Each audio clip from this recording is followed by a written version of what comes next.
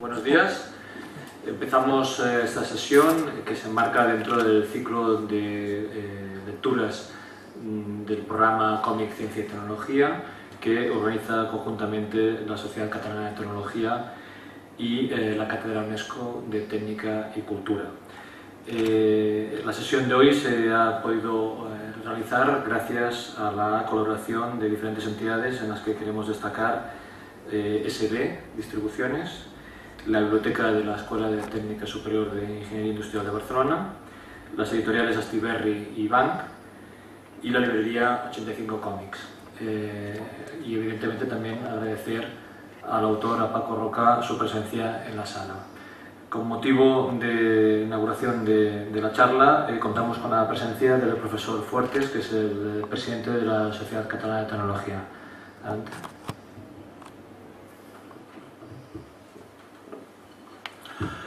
Bon dia a tothom. Em dic Josep Maria Fuertes, soc el president de la Societat Catalana de Tecnologia, que és una filial de l'Institut d'Estudis Catalans. I, entre altres feines, entre altres tasques, estem participant, estem organitzant el que són conferències, xerrades, discussions, en els que es puguem mostrar, de certa manera, quin és l'enllaç entre la societat i les tecnologies. Aquesta conferència s'emmarca dintre d'un cicle de conferències i lectures que porta per títol Còmic, Ciència i Tecnologia. I encara que no veurem a fons tecnologies, sí que podem donar per descomptat, i suposo que farà alguna menció el ponent, sobre aspectes que d'alguna manera la tecnologia hi han ajudat a fer, a desenvolupar l'estat actual de tots els seus treballs. Només volia donar-vos la benvinguda.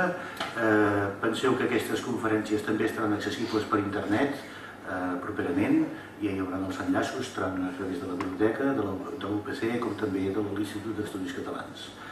Res més, gràcies també a Paco Roca per estar aquí, gràcies Jordi, i esperem que aquesta conferència sigui de l'agrat de tots vosaltres. Moltes gràcies.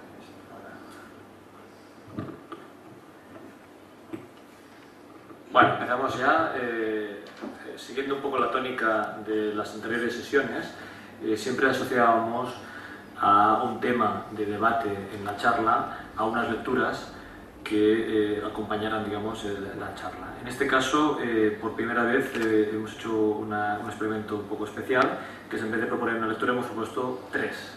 Una trilogía casi sin querer, de la posguerra del autor, que igual es el inicio, digamos, de una línea, digamos, de trabajo futura, como luego comentaremos, pero la cuestión es que hay una trilogía, digamos, de tres historias que son muy diferentes entre sí y que pensábamos que tenían un nexo de unión, que es el hecho de que acontecían en el ámbito de la posguerra.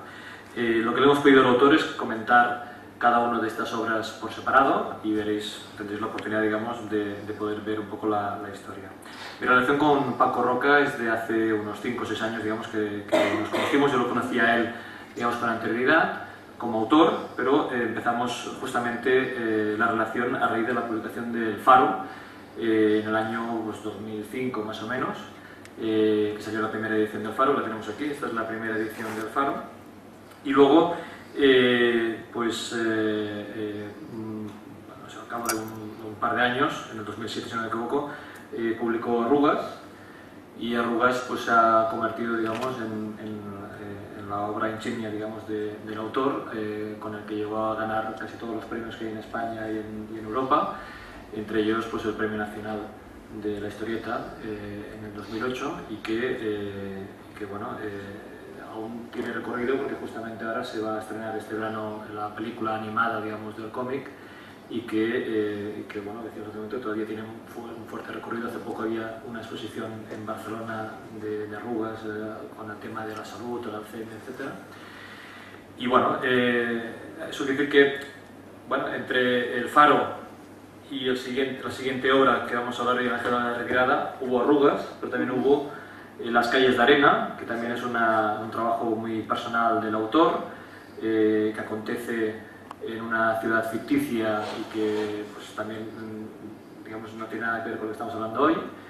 El Ángel de la Retirada es un cómic publicado a finales del año pasado, que tiene una característica especial, y es que tiene el guión, es de un autor francés, y que acontece en Béziers, en el sur de Francia, y que bueno, trata pues la historia, digamos, de los exiliados españoles que llegaban al sur de Francia, y bueno, un poco la historia, digamos, de lo que les acontecía, lo que les pasaba, ¿no?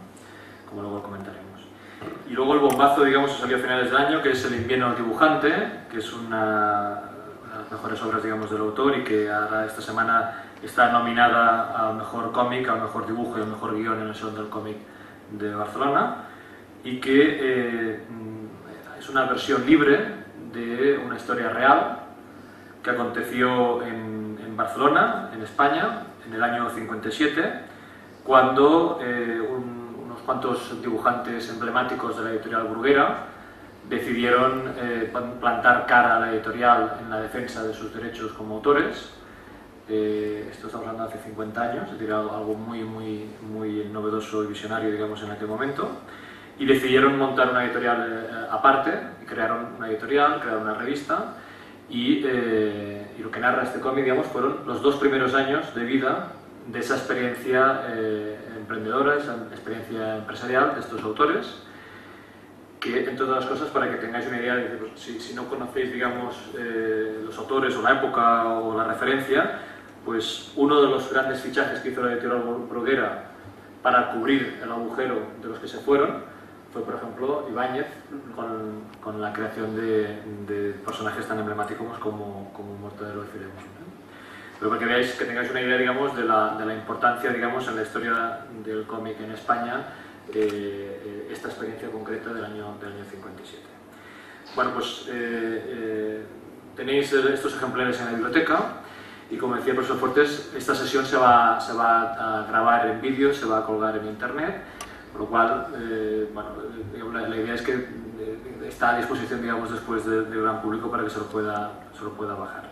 Y también, en otras ocasiones, lo que hemos permitido es que si alguien en el futuro quiere hacer preguntas al autor, que nos pueda hacer llegar estas preguntas, y nosotros intentaríamos contestar por internet, digamos, haciéndonos llegar las preguntas al autor. Entonces, nuestra idea es estar haciendo la charla durante un rato, digamos, y que después haya tiempo para que podáis hacer preguntas al final de la misma. Así que, sin más preámbulos, damos la palabra al Paco Roca.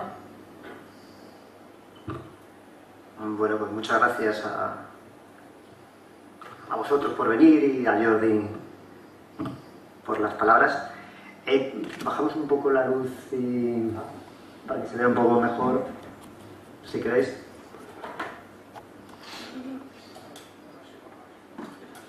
Perfecto.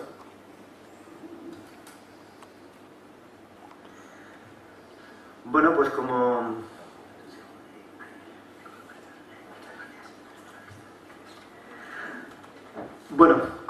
decía Jordi, hemos encontrado un nexo de unión de ciertas obras que podemos llamarlo la trilogía de la posguerra.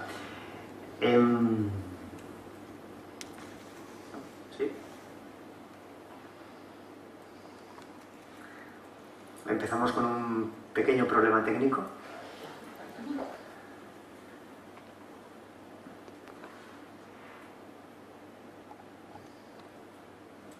Vale. ¿Puedo controlarlo de alguna forma? ¿Algún ingeniero en la sala que sepa capaz? ¿Funciona ahora? ¿Sí? Bueno, pues este de la foto soy yo. Por tamaño la cosa no ha cambiado demasiado. Desde la más tierna infancia, la verdad es que siempre me han gustado los cómics. Tienen algo que para mí es mágico, ¿no? La forma en la que el lector se involucra en esa lectura, ¿no? Para mí es como decía, ese punto mágico de que te puedes detener una imagen, de que puedes correr una aventura, ¿no? Una historia dentro de cada viñeta, que yo creo que eso lo diferencia de cualquier otro medio. Y como os digo, desde pequeño pues me han gustado los cómics, y lo curioso es que también me gustaba dibujar, así que desde esa edad, pues bueno, lo que hacía era dibujar. ¿Podemos pasar imágenes? No. ¿Sí? ¿No? No. Ahora. ¿Tú vas a hacer el mando a distancia? Bueno, pues esto que veis aquí son de mis primeros dibujos y la verdad es que desde esos primeros dibujos siempre he intentado hacer el tipo de historias que a mí me interesaban. Esto que veis, pues bueno, no sé qué edad tendría, posiblemente, bueno, pues muy pequeño. Acababa de ver La Guerra de las Galaxias y esto era, pues para mí, era como mi visión de esa película. Y desde ese momento yo creo que siempre he intentado hacer el tipo de historias que me apetecía leer, ¿no? Y que me apetecía contar por algún motivo. Pues en ese momento porque me pareció maravillosa esa película y con el tiempo cualquier cómic que he hecho pues cumple un poco esa función, ¿no? Contar algo que en ese momento me motiva. Pues la siguiente, bueno, empecé a hacer historias, por ejemplo, sobre pues, el juego Louvre, que trata sobre la historia sobre la vida de Salvador Dalí, o por ejemplo, pues Hijos de la Alhambra, que era un cómic hecho para el mercado francés, que hablaba pues sobre los pintores del romanticismo, esos pintores que eran prácticamente aventureros, que viajaban no existía todavía la fotografía, y viajaban pues por todo el mundo para conseguir esas imágenes, ¿no? Que Occidente pedía y que, como os digo, la única forma de captarlas era enviando allí un pintor o un poeta o un escritor a que plasmase de alguna forma todo aquello. O por ejemplo pues El Faro, que es otra de las obras que vamos a hablar. Arrugas, por ejemplo, que habla sobre el Alzheimer, la vejez, son temas con Las calles de arena, de encontrar el destino, de luchar contra esa forma de vida, ¿no? Que parece de la que es difícil salirse. Por ejemplo, Senderos, que es un recopilatorio de historias, o El último del invierno dibujante, ¿no? Pues desde esa primera historia que os contaba al principio hasta ahora siempre he intentado que cada historia reflejase algún momento, ¿no? que te interesase, ¿no? Algún momento de tu vida en el que te sientes interesado por algún tema, pues por la vejez de mis padres o por la infancia y tus lecturas, como es el caso del invierno dibujante. Entonces yo creo que cuando haces las historias, para mí cada una es casi empezar de cero, pero cuando lo ves con distancia y cuando alguien pues como Jordi de repente encuentra un nexo en común de ciertas de ellas, pues la verdad es que te sorprende, ¿no? Y empiezas a entenderte también tú mismo un poco mejor, y entre todas estas historias pues sí que hay tres que podían estar consecutivas en el tiempo y que son de lo que vamos a hablar, que es esa trilogía sobre la posguerra, ¿no? La primera de ellas sería el Faro, que también es la primera que hice, y en cierta forma también en el tiempo podíamos iniciar esa trilogía por esta obra. Pasamos a la siguiente. Bueno, este que veis aquí en la fotografía se llama Francisco Valiente y es un poco el punto de origen de esta historia. Muchas veces, o en la mayoría de los casos, el punto de inicio de una historia suele ser algo real. En este caso, pues Francisco Valiente era pues el abuelo de una amiga y él había luchado en la guerra civil. Se había alistado pues con 16 años antes de que estallase la guerra civil. Pues con 16 años había falsificado su cartilla de nacimiento para poder alistarse como carabinero, que era una especie de la policía de la época. Y todo lo había hecho, pues primero porque no encontraba trabajo y segundo porque quería impresionar a su novia de entonces, porque él pensaba que un hombre con un uniforme a su novia le ponía. Entonces, pues bueno, al final las motivaciones de las personas suelen ser como bastante banales. Entonces, con 16 años estaba alistado en los carabineros y tuvo la mala suerte de que estalló la guerra civil. Y estos carabineros pues fueron de los primeros que tuvieron que ir a la guerra. Así que él se encontró con 16 años pues luchando en la guerra civil, ¿no? Está claro que los 16 años de entonces seguramente no son como los 16 años de ahora, pero sí que en cierta forma, hablando con él, te contaba de pues, la pérdida de ilusiones, ¿no? Él quería haber sido pues, ferroviario, él vivía en Almería y bueno, y tenía como sus sueños, ¿no? de lo que quería que fuese su futuro. Y de repente pues estalla la guerra civil, tiene que pues, estar en una guerra donde lógicamente matas gente. Tuvo la desgracia además de estar en el bando de los perdedores, tuvo que huir a Francia y en Francia pues bueno, lo que les pasaba a toda esta gente es que acababan en un campo de refugiados. Y al terminar la guerra civil le hicieron elegir entre o luchar en la Segunda Guerra Mundial o volver a España, ¿no? con un futuro incierto. Él decidió volver a España sin saber muy bien lo que iba a pasar, si le iban a fusilar o qué iba a ser de su vida. estuvo preso, lo enviaron al norte de África a trabajar durante muchísimos años y después volvió de nuevo a España, a su pueblo, pero bueno, digamos que con el estigma de haber estado en prisión, de haber sido un soldado republicano, ¿no? Con lo cual pues le fue difícil tener una vida normal en los siguientes años, así que hasta pasados 10 años o cosas así no pudo recuperar su vida, ¿no? Y había perdido todas esas ilusiones, ¿no? Que tenía cuando era un chaval. Entonces todo esto me recordaba un poco, esto sí que funciona, quedas liberado de ser el mando a distancia. Todo esto me recordaba mucho a un libro, que es este que veis aquí, de Víctor Frank, que hablaba precisamente del sentido de la vida, ¿no? De poder vivir o no vivir con un sueño, que en el fondo yo creo que era lo que me interesaba de la historia de esta persona, ¿no? De Francisco Valiente. En este libro Víctor Frank es un psicólogo alemán que era judío y estuvo en Auschwitz. Entonces él hizo un libro, lógicamente no podía escribirlo, pero lo fue escribiendo en su cabeza, ¿no? Él intentó sacarle partido al estar en un campo de concentración, ¿no? Y ese libro que empezó a escribir era el por qué las personas actuaban como actuaban, ¿no? Por qué los alemanes, los nazis, se portaban así con los judíos, por qué, por ejemplo, los judíos que ponían al cargo de sus compañeros eran peor que los nazis, y sobre todo lo que más me interesaba era el tema de por qué unos judíos se dejaban morir en cierta forma, o dejaban de comer o hacían cosas que irremediablemente los llevaban a una muerte segura, ¿no? Y por qué otros, sin embargo, pues luchaban por el día a día y consiguieron sobrevivir hasta el final de esa pesadilla, ¿no? Yo llegaba a la conclusión de que, bueno, de los que tenían una ilusión por seguir viviendo, los que tenían algo que recuperar, o bien recuperar a sus familias, o saber qué ha sido de su mujer, que había acabado en otro campo de concentración, esa gente que tenía algo por lo que luchar, pues bueno, en la mayoría de los casos consiguió sobrevivir, ¿no? Pero sin embargo los que no tenían nada por lo que luchar, pues acabaron muriendo. Entonces me parecía que esto era curioso, ¿no? Que era un poco el caso que me apetecía contar con Francisco Valiente, ¿no? La pérdida de ese sueño, la pérdida de una ilusión por vivir. En el caso de esta historia, pues la ilusión por vivir, ¿no? De esta persona que lo ha perdido todo, eran las novelas, de todo lo relacionado con el mar. La historia sucede alrededor de un faro y es el viejo farero el que por medio de esa lectura, de esas historias y de esos héroes que buscan un lugar mar adentro, pues a través de todas esas historias este chaval conseguía recuperar un poco la ilusión por vivir, ¿no? Que me parecía que encajaba mucho con este libro que os comentaba. Esto que veis es la portada y un boceto de la portada, y todo sucede, como os digo, en un pequeño espacio, que me parece que estaba muy bien. El poder, prácticamente es casi como una burbuja ficticia, ¿no? dentro de pues, ese final de la Guerra Civil Española. Aquí veis algunos bocetos de las páginas, y aquí las páginas terminadas.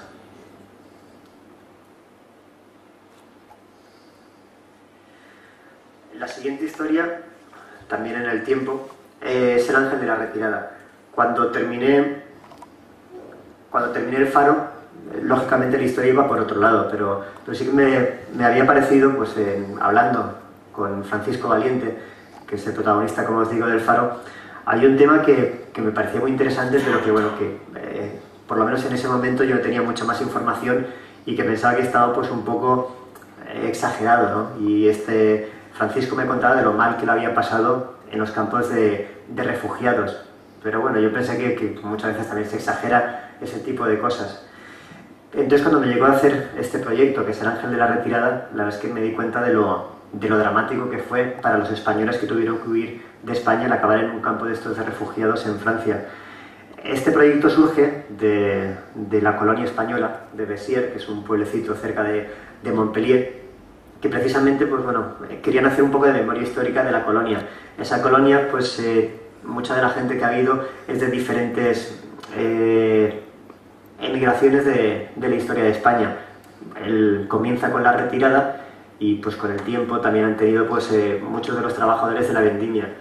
Pero el caso que más me interesaba era el de la retirada. Cuando terminó la guerra civil, pues como el caso de Francisco, muchísimos de los republicanos, tanto soldados pues, como gente normal, huyeron a Francia pensando que los franceses pues, los iban a recibir pues, con los brazos abiertos, porque bueno, era un país democrático, era la libertad, y estos estaban huyendo pues del fascismo.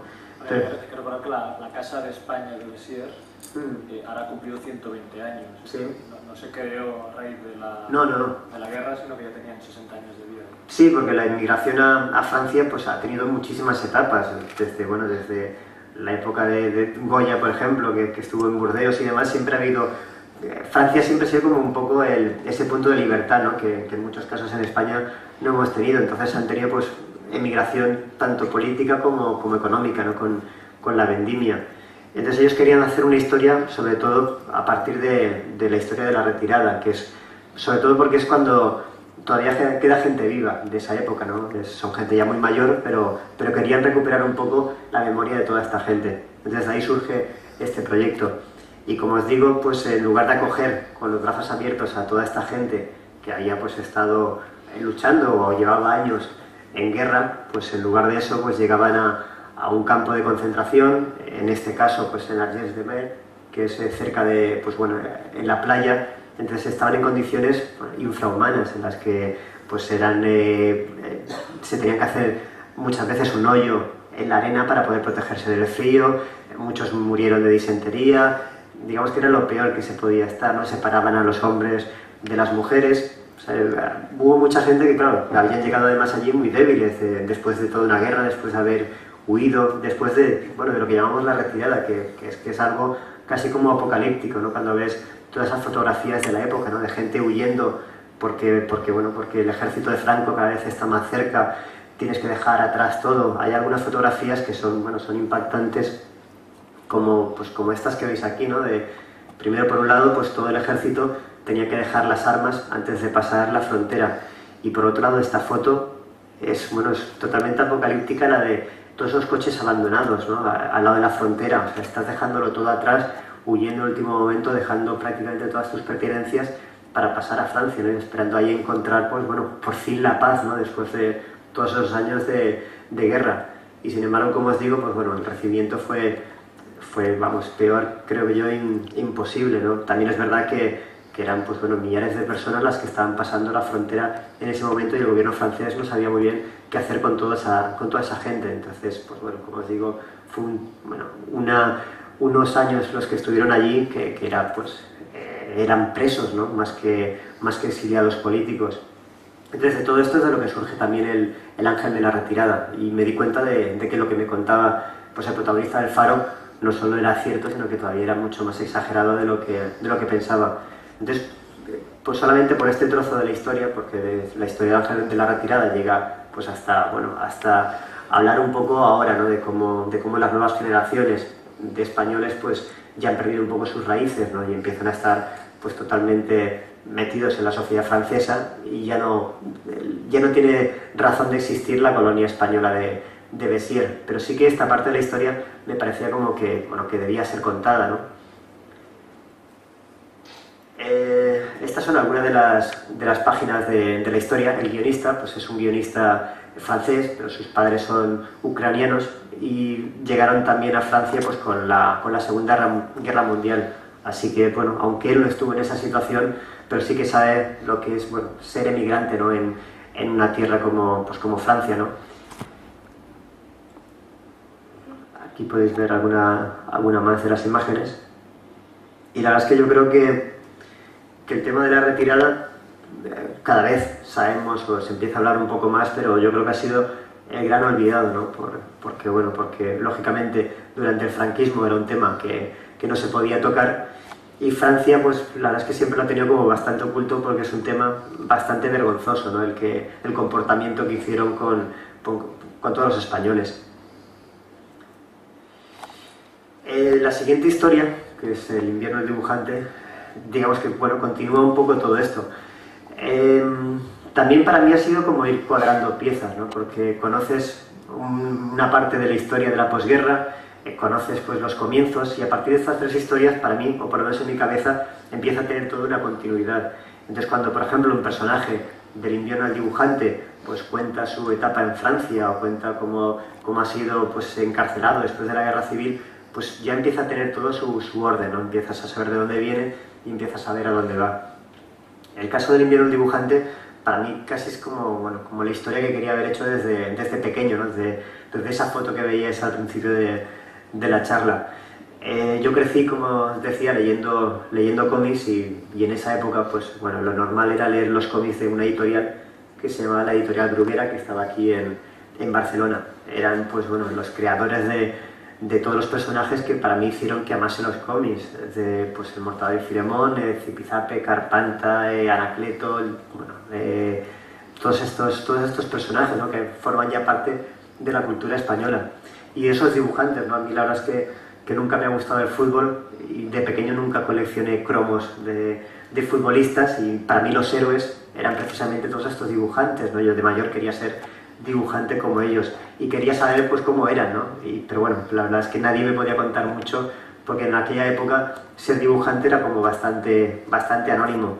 Entonces la única forma de saber un poco cómo funcionaba la editorial por dentro y cómo eran esos dibujantes era por dibujos como este que veis aquí, que de repente en algún número especial pues, del Pulgarcito o de Mortadelo o cualquier cosa de estas, de repente salía un dibujo de la redacción. Entonces para mí era como algo mágico, ¿no? De repente podías estar viendo, claro, de una forma bastante ficticia, pero podías estar viendo cómo era esa redacción, ¿no? De la editorial Bruguera y veías que el director pues estaba metido en un iglú, que había un personaje que debía ser Vázquez, que estaba engañando al resto de dibujantes. Entonces te contaba una historia que para mí era como, bueno, como digo, era como lo mejor de la revista cada vez que salía algo así. Aquí deberíamos explicar, por si no lo conocen, el concepto de la redacción como factoría de creación. Es decir, hoy en día, si sois aficionados a la lectura de cómics, historietas, mangas, etc., conocemos a muchos autores que trabajan en su casa, o Paco. Y en cambio estamos hablando de una época en que los autores se levantaban por la mañana y se iban a trabajar a Bruguera, a la editorial. Entonces, cuando hablas de la redacción, si habéis visto la película de Gran Vázquez, que es la redacción, es decir, son mesas de dibujo que van allí a trabajar. Entonces estas páginas que salían de vez en cuando en especiales, era pues con ironía, digamos, era una caricatura de homenaje de ellos mismos, digamos, en que se parecían diferentes autores y era una oportunidad para saber pues casi qué cara tenían, ¿no? Y qué aspecto, más o menos, porque muchas veces no había ni fotos, no sabíamos quiénes eran, digamos. No, porque eran totalmente anónimos los dibujantes en esta época, entonces como dice Jordi, era la única oportunidad que tenías de ponerle cara a todos esos dibujantes. Entonces para mí cuando veía estas páginas, yo imaginaba pues la editorial Bruguera pues algo así como pues tan maravilloso como la fábrica de chocolate de Willy Wonka, ¿no? Un sitio pues todos riéndose, lleno de color y demás. Entonces, bueno, cuando te empiezas a documentar te das cuenta de que la realidad era como muy diferente, prácticamente eran oficinistas, ¿no? Todos ahí trabajando, bueno, se parece más casi al comienzo de la película del apartamento, en el que hay una infinidad de mesas y todos están allí trabajando muy ordenadamente y en silencio, más que esa imagen bucólica que tenía en la cabeza. Entonces, esto era la redacción de la editorial Bruguera, que como os digo, no tiene ninguna magia. De hecho, pues la documentación para hacer esta historia era bastante importante, porque hay muchos huecos, se conoce muy poco de esta editorial que fue tan importante. Entonces, cuando hablaba con uno de los redactores que estuvo allí trabajando, le preguntaba, bueno, pero ¿cómo era la vida? ¿Cómo era aquello de estar allí haciendo una revista de tebeos? Entonces, aquel estaba como sorprendido de, bueno, pues ¿cómo va a ser? Aburrido. Tú te levantabas por la mañana, ibas a trabajar, te sentabas en la mesa, llegaba la hora de comer, te ibas, o sea, no tenía ninguna magia. Pero, ¿y los dibujantes y tal? Bueno, venían, entregaban, se iban, nada, un trabajo. Entonces, aquel hombre no entendía muy bien cómo yo podía tener esa imagen en la cabeza. Como os digo, la editorial Bruguera llegó a ser una editorial muy grande, pero desgraciadamente, pues bueno, la editorial quebró a finales de los 80 y queda muy poco de ella, físicamente me refiero. Lo que es la editorial Bruguera, lo que era la redacción, que es la foto que hemos visto, el edificio ya no existe. Entonces uno de los problemas era, en primer lugar, encontrar dónde estuvo, porque cambió varias veces dentro del barrio del Col, fue cambiando según se iba quedando pequeña la redacción, fueron ampliando, construyeron un edificio. Entonces, bueno, depende con quién hablases, te decían que estaba en un sitio en esa época, en otros en otra, porque a veces la memoria la verdad es que es muy contradictoria, ¿no? Lo que te decía uno de lo que te decía otro. Pero sí que más o menos llegué a la conclusión de que esta era la calle, que ahora pues el edificio es otra cosa. Entonces viendo pues cómo eran otros edificios que sí que existen de Bruguera y cómo eran las construcciones de la época, pues bueno, más o menos te haces una idea de cómo podría ser, ¿no? Y a falta de fotografías, pues también es lo bonito, ¿no? Cuando quedan huecos, casi que puedes ficcionar un poco más, haces como un trabajo de detective casi. Los dibujantes, como dice Jordi, pues la verdad es que siguen siendo un trabajo bastante parecido al de ahora. Somos gente, bueno, que trabaja de una forma solitaria, trabaja en su casa, nada como esa imagen que yo tenía de que todos dibujaban, pues bueno, como un estudio, como los estudios Disney o algo de esto, ¿no? Sino que cada uno, al principio sí, al principio de la editorial Bruguera, pues como era pequeña, trabajaban en la redacción, pero bueno, cuando aquello empezó a crecer, cada dibujante trabajaba en su casa, pues al igual que ocurre en Marvel o lo que ocurre en cualquier otra editorial. Entonces el trabajo es un trabajo solitario, en el que tú estás en tu casa delante de la hoja de dibujo y prácticamente no tienes relación con otros dibujantes, salvo en su caso los miércoles, que era el día en el que tenían que entregar el material. Entonces los miércoles iban a la editorial Bruguera y ahí entregaban esas páginas. Entonces se reunían y hablaban, pues imagino, de las mismas cosas aburridas que hablamos los dibujantes, de que si el pincel, la tinta, que tú cómo has hecho esto o lo otro. Luego iban al bar Rueda. Es curioso lo que os comentaba de la memoria, porque como os decía, la editorial, la redacción, que era lo que más me interesaba, porque parte de la historia sucede dentro de esta redacción, cambió varias veces de sitio dentro de este barrio. Entonces depende con quién hablases. Pues bueno, en el 57, ¿dónde estaba la redacción? Entonces uno te decía, bueno, pues estaba en Camps y Fabres. El otro te decía, no, en esa época estábamos en la calle Ya República porque fue cuando hicimos tal cosa.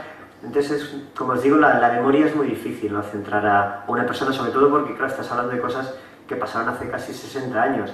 Y para todos nosotros casi que englobas muchas cosas, ¿no? De, bueno, pues en aquella época, ¿qué tendría? Pues cerca de 20 años, bueno, pues a los 20. Entonces, irse 10 años arriba, 10 años abajo, para ellos es una cosa como muy normal. Entonces no había forma de que me dijesen una única dirección, pero en lo que coincidían todos, y es curioso, es que decía que quedaban en un bar para los miércoles. Una vez se entregaban, se bajaban al bar y se tomaban el café, una tapita o lo que sea. Y era el bar Rueda. Entonces es curioso que nadie se acuerde de la dirección exacta de la calle, pero sí de que todos bajaban a almorzar al bar Rueda. Entonces, bueno, la clave estaba en encontrar ese bar. Entonces, si encontrabas ese bar, encontrarías dónde estaba la redacción en ese momento. Entonces, pues bueno, gracias a Toni Giral, que es un divulgador de aquí de Barcelona, pues me puse en contacto con el barrio del Col, que empiezan a hacer una memoria histórica sobre lo que fue Bruguera, porque en ese barrio prácticamente todo el mundo trabajaba, bueno, prácticamente todo el mundo, no, muchísima gente trabajaba para la editorial. Entonces, pues bueno, ellos tampoco sabían muy bien dónde había estado y un día hicimos como una tournée por el barrio, viendo las posibles localizaciones que tuvo la redacción. Y en una de ellas, pues había un bar que hacía esquina. Entonces, bueno, pues quizás sea este, pero era un bar, bueno, reformado y demás. Entramos a preguntar y bueno, el bar lo llevaban ahora unos chinos, con lo cual quedaba claro que posiblemente no supiesen mucho sobre si ahí estaba la editorial Bruguera. Entonces les preguntamos y claro, no lo tenían desde hacía poco tiempo y no tenían ni idea ni tan siquiera de qué era la editorial Bruguera. Pero casualidades curiosas, en una mesa del bar había pues un hombre mayor que estaba desayunando. Entonces nos acercamos a él y le preguntamos si vivía por el barrio. Y el hombre nos dijo, sí, vivo aquí pues de toda la vida. Entonces dijimos, ¿y usted sabe si en esta calle de aquí al lado había una editorial? Y dice, hombre, claro, ahí estaba la editorial Bruguera, que era muy famosa en aquella época. Y dice, justamente en este bar se reunían los dibujantes un día a la semana, los miércoles, bueno, no sé qué día era, pero aquí se reunían todos, se sentaban, mira, en esa mesa de ahí. Y a mí que me gustaban esas cosas, a veces me sentaba con ellos y hablaban, se enseñaban los dibujos, y de repente era como que todo encajaba, ¿no? Tenías una persona que de primera mano había vivido lo que tú querías contar, ¿no? Esas conversaciones alrededor de unas cervezas o de un café con leche, y de repente ese era el bar Rueda, y de repente pues esa calle donde ahora había otro edificio, pues era donde estuvo la redacción. Entonces la verdad es que es muy bonita, a mí me gusta la documentación, sobre todo porque llegas de repente a conclusiones que bueno, que hasta ese momento quizá no se sabía, ¿no? Y de repente todo empieza a encajar. Y este que veis aquí pues es el bar Rueda, ¿no? Que bueno, me imagino que el edificio, claro, lógicamente es el mismo, pero la estructura, por lo que me estuvo contando esta persona mayor, que se quedó como también bastante alucinada de que de repente apareciesen dos personas ahí interesadas por cómo era ese bar hacía casi 60 años. Entonces, con toda esa descripción y viendo fotos de otros bares de la época, pues más o menos intentas recrear cómo sería cómo sería esa escena. Los contratos que tenían todos estos dibujantes era muy normal en aquella época, pero tenían contratos abusivos. Tenían sueldos que más o menos no estaban mal, cobraban pues cerca de 400 pesetas, que era un sueldo, bueno, 400 pesetas por página, no estaba mal, se hacían bastantes páginas a la semana, con lo cual era un sueldo que era pues superior al de la media del momento. Pero tenían un tipo de contrato que ha sido muy normal hasta hace bien poco, y era que todo el material que hacían y todos los personajes que creaban pertenecían a la editorial. Así que cuando Escobar crea pues Zipizape, por ejemplo, pues deja de pertenecerle a él y también su trabajo, con lo cual la editorial puede reeditar todas las veces que quiera Zipizape, puede venderlo al extranjero, puede hacer lo que quiera con esos personajes sin que el dibujante vea nada, ni un euro por ello. Y luego también que si pues, en un momento dado pues la editorial dice, bueno, pues Escobar, tú te vas a la calle y Zipizape, como es mío, ahora lo va a dibujar pues quien sea. Ahora nos parece como algo, bueno, totalmente anormal, pero en ese momento era la norma ya no solo en España, sino pues en Estados Unidos, con Spider-Man, con Batman, con Superman, con todo ese tipo de personajes que hasta hace bien poco pertenecían a las propias editoriales. Pero esta gente pensó que, bueno, que ya estaba bien, ¿no? Que querían acabar con ese tipo de cosas. También porque estos 5 dibujantes, que eran los 5 dibujantes estrella, eran también los más mayores de la editorial y habían vivido pues la República. Aquí es cuando, bueno, se empiezan a unir las cosas con esas historias anteriores. Habían vivido la República, venían de unas ciertas libertades y demás, y pensaron que quizás este era como su último acto de valentía, ¿no? dentro de esa dictadura que había en ese momento, pues decidieron dejar la editorial, ¿no? Y eran, pues, como os digo, los 5 dibujantes estrella de la editorial. Era Escobar, que era el creador de Carpanta,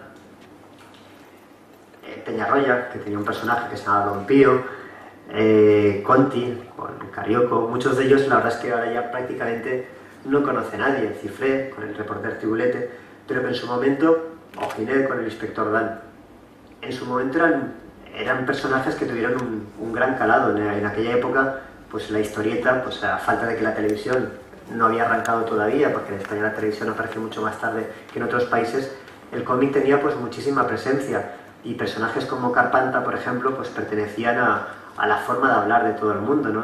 Había una expresión que era, pues, pasas más hambre que Carpanta, que ahora, pues bueno, ahora ya no nos suena para nada, pero durante muchísimas generaciones hablar de hambre era hablar de Carpanta, ¿no? Entonces, o por ejemplo, pues para documentarme estuve pues leyendo pues libros de la época, como los del escritor Rafael Azcona, y se refería, por ejemplo, a una persona gorda, pues diciendo que era como gordito relleno. Entonces, hasta en la literatura, ¿no? Los personajes de la historieta llegaron a tener su calado. Entonces, estos 5 personajes que habían creado una buena parte de todos esos personajes de la historieta, decidieron, pues eso, como os digo, que ya estaban hartos de estas condiciones y montar su propia revista, ¿no?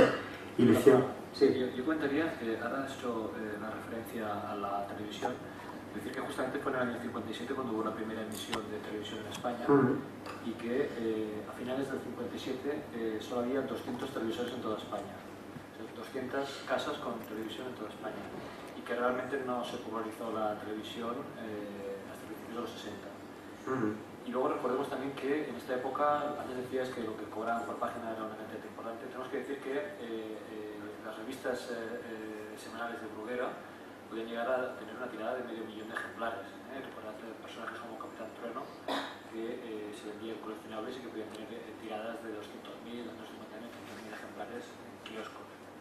Entonces, estamos hablando de un momento, digamos, sí. digamos la edad de oro, digamos, de la historieta en España. Sí, como decía Jordi, es la España de finales de los 50, ¿no? que además es una época muy interesante por muchos motivos. Como os digo, estos eran 5 pues, republicanos. De hecho, la editorial Bruguera, curiosamente, pues bueno, era casi como un nido de rojos y republicanos. Y eran gente, como os digo, que tenía pues, ciertos ideales. Todos habían vivido pues, otro momento. Y estos,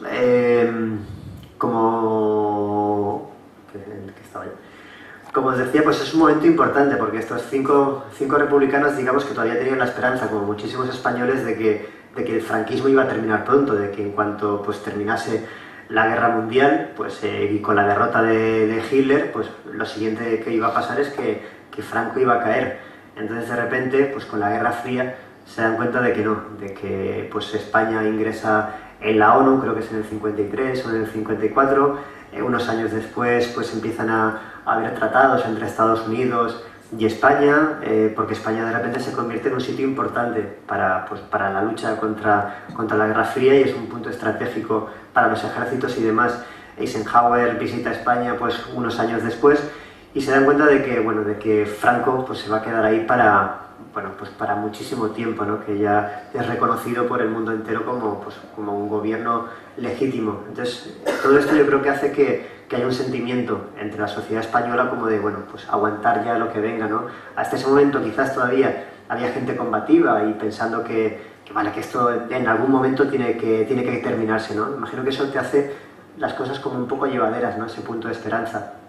Pero con todo esto, a finales de los 50 o mediados de los 50, ya se dan cuenta de que no, de que hay que abandonar ya toda esperanza. Entonces yo creo que ese sentimiento está muy presente en toda la sociedad, ¿no? De falta de ilusión, de una España en cierta forma gris, que es lo que también refleja este cómic, es como, pues toda esa parte es como muy monocromo. Y es el momento además de todo esto de la aparición de ciertas cosas, como decía Jordi, de la aparición de la televisión. También por otro lado España empieza a abrirse en cierta forma, llega un poco de turismo, el automóvil se empieza a democratizar, hasta ese momento es muy caro, aparece el 600, con lo cual pues la sociedad empieza a cambiar, porque incluso aparece también el turismo nacional. Entonces crear todo ese ambiente también era muy importante y para eso pues la verdad es que la ayuda de Jordi me vino muy bien, porque bueno, yo vivo en Valencia, lógicamente he venido muchas veces a Barcelona. Me vine para documentarme para la historia, para buscar localizaciones como el bar, hacer muchas fotografías, pero bueno, había muchas cosas que desconocía y Jordi me recomendó en especial un fotógrafo que se llama Català Roca, que tiene muchísimas fotos de la época y además son fotos que yo creo que bueno, es lo que diferencia quizás a un buen fotógrafo, ¿no? Que te hace como estar ahí, de repente hay una fotografía y con la mirada de una persona te haces, yo creo que te queda bastante explicado cómo era el sentimiento de ese momento. Y esto que veis aquí son la interpretación en dibujo de 3 de las fotografías de este fotógrafo de Català Roca. Y como os digo, era muy importante, ¿no? Captar ese momento de la historia. Y está muy presente. Por ejemplo, esta foto, por ejemplo, de limpiabotas también es de Català Roca.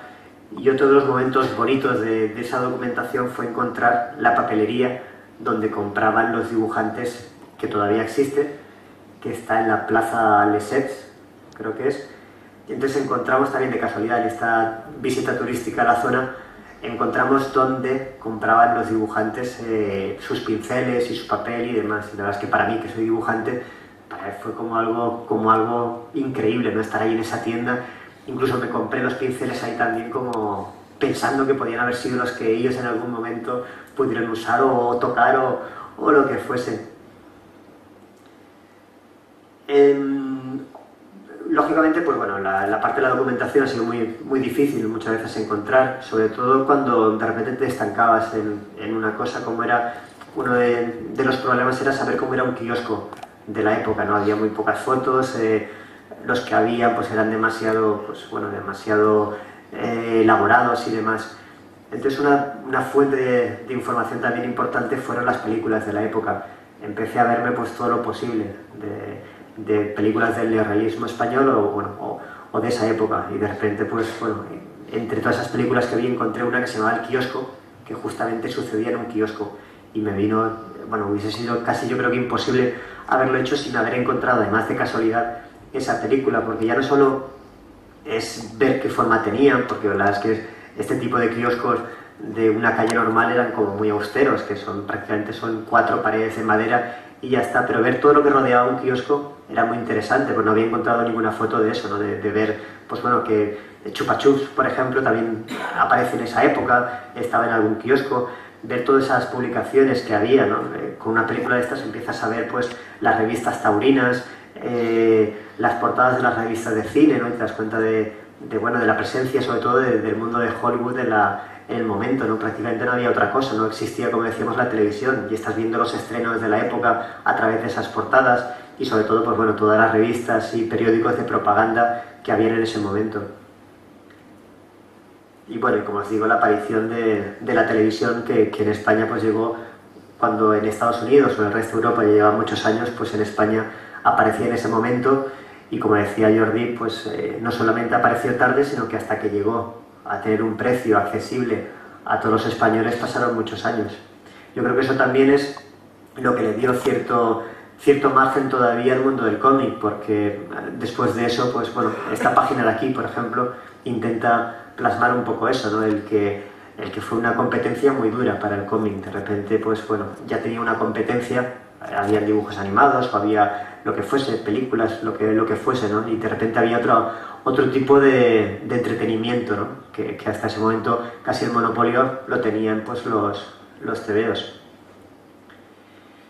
La revista que crearon estos 5 dibujantes se llamaba la revista Tío Vivo, y no solo en España, fue, vamos, algo sin precedentes, y además en España, como os digo, que de repente pues 5 republicanos decidiesen dejar la revista más importante, montar la suya propia, cuando, pues, bueno, cuando ser republicano, como os decía, bueno, pues era mejor casi estar callado y no destacar mucho, pues que hiciesen un acto así, bueno, ya es un acto de valentía y un acto histórico. Pero es que además, incluso a nivel mundial, era algo casi sin precedentes. En Francia, pues ejemplos parecidos, podía ser una revista que se llama Pilot, que es donde apareció Asterix, Obelix y demás, que era una revista que controlaban sus propios autores. Esto apareció pues años después, apareció en los 60. En Estados Unidos no había nada parecido. La gente que trabajaba pues para Marvel o para DC estaban en el mismo punto que estaban ellos. Entonces, que 5 españoles en esa época decidieran hacer una revista para controlar ellos mismos sus derechos de autor, para controlar el material, para poder intentar tener un poco más de libertad creativa, es algo que bueno, que es, como os digo, es un hito en la historia editorial mundial. Sí. Ah, vale, sí. Vale, pues bueno. A la izquierda es el número 1 de la revista que crean estos 5 dibujantes, que es el número 1 histórico de la revista Tío Vivo, que aparece pues en el año siguiente, en el año 58 más o menos. Que firma Cifré. Sí. Y lo que hay a la derecha es un homenaje que hace Paco, que ha hecho recientemente un póster, digamos, utilizando a estos autores como personajes, digamos, de esa portada, inspirándose, digamos, en la portada original. Sí, es un homenaje, me apetecía mucho hacer un homenaje a esto, ¿no? Y sobre todo el ver cómo transformas algo, ¿no? Algo que tiene un estilo de dibujo muy peculiar, es humor, tiene un estilo como muy determinado, ¿no? Los personajes lógicamente son cabezones, la perspectiva es muy, bueno, es muy ficticia y demás. Entonces cuando conviertes eso en un estilo de realista, de repente es como un reto, ¿no? De ver cómo intentas que se mantenga todo, ¿no? Que la perspectiva coincida, que siga teniendo cierta gracia, que bueno, para mí no, la verdad es que te lo pasas muy bien haciendo esto, y para mí, como os digo, era un homenaje a este número 1 de la revista Tío Vivo. Esto que veis aquí es creo que no se llega a leer muy bien, pero es el editorial del número 1 de la revista Tío Vivo, en el que pues se escribía una especie de, como se escribía en la época, una especie de poema o de rima, ¿no? En el que cuentan las buenas intenciones de la revista, en el que, bueno, llegamos a todos los kioscos, empieza una nueva época, esto va a ser, bueno, un no parar de reír. Entonces es muy curioso porque ves la ilusión, ¿no? Con la que empezaron esta revista, ¿no? Estos 5 dibujantes que, como os digo, pues bueno, ya rondaban los 50 años y habían pasado pues bastantes penurias y demás, que de repente tienen otra vez ilusión por algo, ¿no? En esa España gris que comentábamos, en la que hay pocas esperanzas, en la que, bueno, hay poca felicidad, de repente encuentras, ¿no? Como que ellos tienen su oasis, ¿no? Su momento de volver a recuperar la ilusión por vivir, ¿no? Entonces es como un editorial, pues la verdad es que, y ese número 1 como lleno de buenas intenciones. Como decía Jordi al principio, pues cuando estos 5 dibujantes, los 5 dibujantes estrella de la editorial se van, pues la editorial tiene que volver a buscar dibujantes, ¿no? No puede parar, es ya una gran empresa y necesita gente nueva. Y entre ellos pues entran Ibáñez, el creador de Mortadelo y Filemón, el dibujante Raf, que creó pues el Sistema Otero, por ejemplo, Segura, Nené. Llegan otro tipo de dibujantes. Y según Terence Moix, que el escritor que durante un tiempo estuvo trabajando también en la editorial Bruguera, para él esto es como el punto de inflexión de la historia de la historieta española, porque dice que estos 5 dibujantes que se han ido es como un momento ya pasado de la historia. Eran 5 dibujantes que tenían, pues como decíamos, tienen cierta ideología y sus tebeos, sus historietas, dentro de que son historietas infantiles, pero tienen una crítica social, tienen muy claro cómo es la sociedad de la época.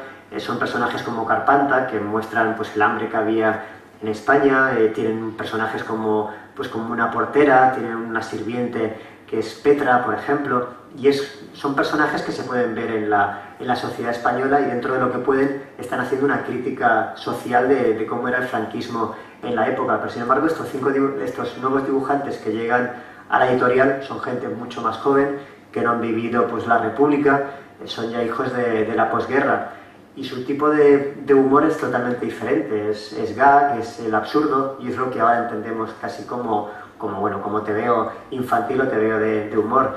En Mortadelo, pues cuando nace es un agente secreto, ¿no? que bueno, ya no tiene ningún contacto con la realidad española, ¿no? Ya es otra cosa totalmente diferente. Entonces, según Terence Moix, pues era como el momento de inflexión, ¿no? En el que se deja ese cómic social para entrar en otro tipo de cómic, que simplemente es el absurdo, no es el gag uno detrás de otro. La editorial Bruguera llegó a ser pues una editorial grandísima que empezó en un pequeño piso del centro de Barcelona y acabó pues teniendo prácticamente medio barrio del Col, teniendo oficinas en Bogotá, en Buenos Aires, en México, y que prácticamente toda la cultura popular que se hacía casi que la tenían ellos, con lo cual llegaron a tener pues el monopolio, ¿no? de ese tipo de material, de los tebeos. La competencia que podía haber con sus revistas era la revista Tebeo, pero con el tiempo la revista Pulgarcito, que era pues la revista más importante de Bruguera, llegó a ser muchísimo más grande que Tebeo. Incluso Bruguera con el tiempo compró Tebeo. La editorial pertenecía al señor Bruguera, que es el que veis en el cuadro de la foto de abajo.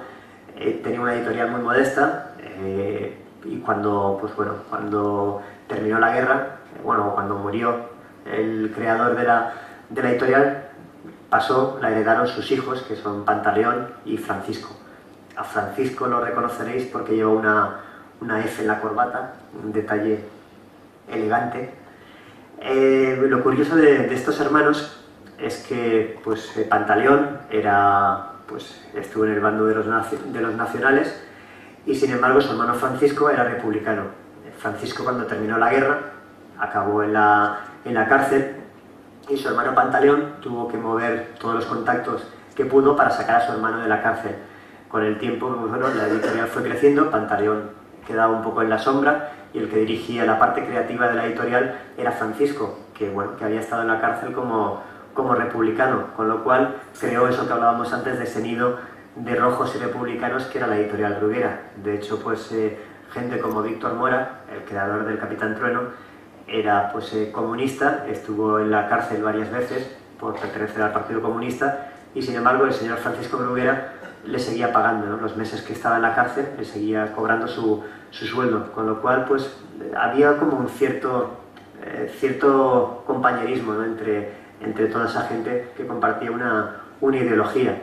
Entonces, lo curioso, aunque la vida siempre es así, ¿no? Esas contradicciones, ¿no? Por un lado, se portaban muy bien con ese tipo de cosas y con esos ideales republicanos, pero sin embargo, con los dibujantes les hacían firmar esos contratos abusivos, los trataban bastante mal, también dentro de lo que era la época, era como muy normal. Pero como os digo, la editorial tuvo pues, tanta importancia y tanto poder que podía hundir las revistas. Y eso es lo que hizo con la revista Tío Vivo. Cuando salió la revista Tío Vivo, Bruguera hizo todo lo posible por hundirla. Para ellos era como, pues, bueno, como que 5 de sus hijos predilectos se habían ido de la editorial, ¿no? La mano que les estaban dando de comer, pues de repente te la estaban mordiendo. Entonces se lo tomaron como un tema muy personal, ¿no? Y pensaron que había que hacer todo lo posible por hundir la revista. Enviaron a Francisco González Ledesma, que ahora es un gran escritor, reconocido y demás. En aquella época era el abogado de la empresa, así que lo enviaron, era el hombre de confianza, lo enviaron a Madrid para que intentase hacer todo lo posible para que les denegasen el permiso de publicación. En aquel momento había que pedir un permiso al ministerio para que pudieses publicar una revista. Entonces hicieron todo lo posible para que no se lo diesen. Al final, bueno, cuentan que Francisco Ledesma tampoco se lo tomó con demasiado interés porque no le parecía bien ese comportamiento, pero el tema es que la revista se consiguió editar, salió a la venta y Bruguera hizo pues lo que había hecho con otras revistas que le hacían la competencia, y es intentar hundirlas desde el control que tenían sobre las distribuidoras. Las distribuidoras aún hoy son las que tienen el poder absoluto sobre los libros. Entonces las distribuidoras son las que se encargan de recoger el material de la editorial y distribuirlo a todos los kioscos y a todos los puntos de venta. Entonces si eso lo hacen mal, pues un libro deja de funcionar, y sigue pasando hoy. Hoy todavía existe esa dictadura de las distribuidoras, ¿no? Y tienen el gran poder. No puedes luchar contra las distribuidoras porque no hay forma de ganarles, ¿no? Acabas no pudiendo vender tus libros. Entonces la editorial Bruguera tenía un control, en ese momento era más importante que las distribuidoras, y entonces podía decir que, bueno, si tú quieres distribuir mis tebeos, que es lo que más se vende en todos los kioscos, tienes que dejar de distribuir pues la revista Tío Vivo o hacerlo muy mal. Entonces, pues bueno, con este tipo de cosas acabaron hundiendo la revista, ¿no? Ese proyecto de estos 5 dibujantes, pues la verdad es que duró solamente un año. Y no solamente hicieron eso, sino que además, pues como decía, que ellos tenían el control legal sobre todo el trabajo de esta gente, pues cuando estos 5 dibujantes se fueron, en la editorial Bruguera siguieron reeditando número tras número, semana tras semana, todo el material que esta gente había hecho durante todos los años. Entonces Zipizape siguió saliendo, Carpanta siguió saliendo, Don Pío y Gordito Relleno siguieron saliendo, y para todos los lectores allí nada había cambiado. Y estos 5 dibujantes tenían que empezar de cero, crear personajes nuevos y competir contra los suyos que habían tenido tanto éxito. Así que bueno, con unas cosas y con otras, ese proyecto, ¿no? Esa ilusión de estos 5 dibujantes, pues fracasó. Tras un año, los 5 dibujantes tuvieron se dieron cuenta de que aquello no iba a ningún lado, de que pues bueno, ya no cobraban aquellos buenos sueldos que estaban cobrando con la editorial Bruguera, y tuvieron que regresar con el rabo entre las piernas a la editorial. La editorial les hizo una oferta por 40.000 pesetas, que no estaba mal en aquel momento. Regresaban a la editorial, y además regresaban con todos esos personajes que habían creado de nuevo, pues con toda esa ilusión que habían creado ese proyecto, pues bueno, tenían que venderlo otra vez a la editorial que los volvía a esclavizar, porque la verdad es que no todo siguió igual. Volvieron a la editorial Bruguera, tuvieron que firmarle el mismo tipo de contratos, y como os digo, todo lo que habían creado dejó de pertenecerles, todos esos personajes que habían creado con esa ilusión, ¿no?, que veíamos antes en ese editorial. Y la cabecera. Que Vivo volvió otra vez, quedó en manos de Bruguera. Esa revista, ¿no?, que ellos habían creado también fue parte de ese lote que tuvieron que vender a la editorial. Entonces, pues bueno, toda esa ilusión, que para mí es curioso, es como, porque todos cuando empezamos un nuevo proyecto lo haces con toda la ilusión del mundo, ¿no? Estás poniendo ahí pues parte de tu vida, ¿no? Y estos 5 dibujantes que casi era como pues dentro de esa sociedad del momento en el que había pocas alegrías, de repente encontrar un proyecto que te ilusiona, luchar por él durante un año, invertir horas, dinero, para que luego pues todo termine y todo continúe igual, pues la verdad es que me parece como un final como bastante triste. Y en cierta forma El invierno del dibujante, que es el título de la historia, hace referencia a eso, ¿no? A a ese invierno en el que tuvieron que volver los dibujantes a la editorial Bruguera, y es un invierno pues bueno, sin ninguna dignidad, ¿no?, para el trabajo de estos dibujantes, y es un largo invierno porque hasta que la editorial pues no quebró hacia pues mediados o finales de los 80, hasta ese momento ninguno de los dibujantes pudo tener jamás el control de sus personajes. La mayoría de ellos, Peñarroya, Cifré, Conti, murieron sin haber conseguido esa lucha, ¿no?, que empezaron en el 57, que era conseguir pues el control de su trabajo, ¿no? Pues ninguno de ellos lo consiguió, lo consiguieron pues Ibáñez y Escobar, y únicamente cuando Ediciones B compró el fondo editorial de la editorial Bruguera. En ese momento es cuando Ibáñez por fin puede decir que Mortadelo y Filemón es suyo, y cuando Escobar por fin puede recuperar los derechos de Zipizape o Carpanta o de cualquiera de esos personajes. Así que es un largo invierno, ¿no?, que terminó en ese momento, y que en cierta forma pues para muchos autores sigue estando, ¿no? Sigue estando pues por contratos abusivos que tienes que hacer con la editorial, o muchas veces también con las distribuidoras, ¿no?, que tienen el poder. Por ejemplo, ahora se abre el tema digital, que parece que es como, bueno, pues como la libertad por fin de los autores, ¿no?, en las que ya no tienes que depender en teoría ni de editoriales, ni de distribuidores, ni de nadie, pero sin embargo te das cuenta de que otra vez, si quieres seguir publicando, si quieres seguir teniendo ciertas cosas, tienes que volver otra vez a los contratos con las editoriales, y estas editoriales con las distribuidoras. Así que, bueno, es una nueva lucha, ¿no? Es un nuevo invierno del que tenemos que salir ahora los autores. Y yo creo que hasta aquí, como más o menos Jordi ha montado, se podrían englobar esta trilogía, ¿no?, de obras que han nacido un poco cada una por su lado, pero que sí que es cierto que una vez unidas pues son un recorrido por la posguerra española.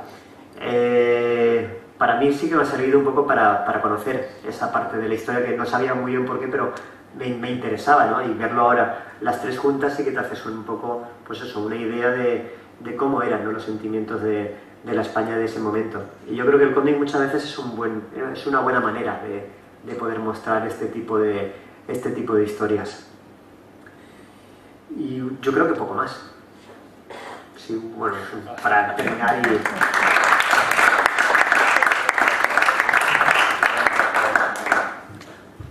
Bueno, muchas gracias, Paco. Bueno, realmente nosotros hemos hablado mucho de cómo preparar esta sesión de hoy. Era un ejercicio complicado porque son tres obras muy diferentes entre sí, pero yo creo que lo has resuelto de forma fantástica, y yo creo que enriquece notablemente, digamos, la aproximación a las tres obras, y también a tres momentos, digamos, de la historia, digamos, que hemos vivido en nuestro país. Queríamos, como os decíamos al principio, dejar la palabra a la sala, si queréis hacer algún comentario. ¿Alguna pregunta? ¿Algún donativo?